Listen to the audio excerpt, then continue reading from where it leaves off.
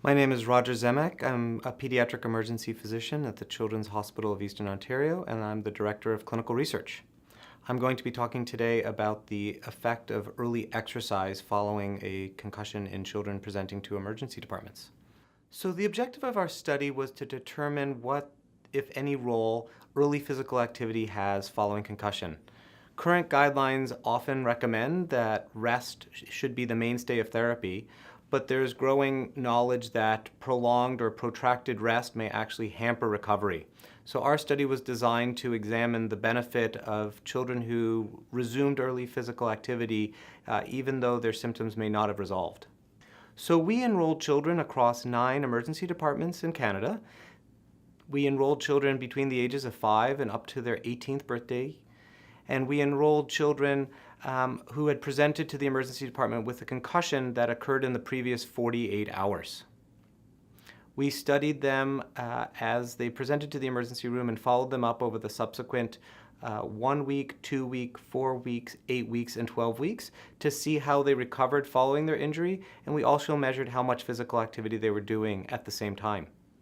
Our study, which had enrolled over 3,000 children, found that those children who performed in physical activity had lower risk of having persistent symptoms at 1 month.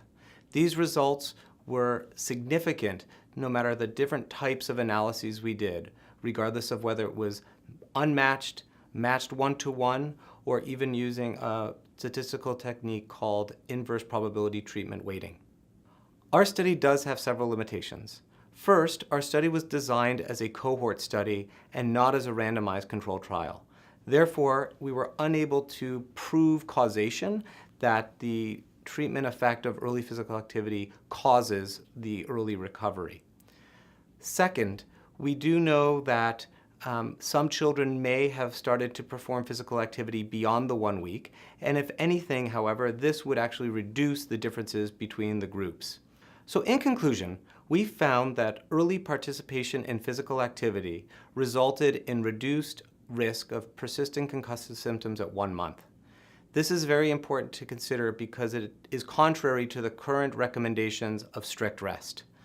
The next steps is to determine the ideal timing, type, and duration of physical activity following concussion in order to maximize benefits of early physical activity following a brain injury.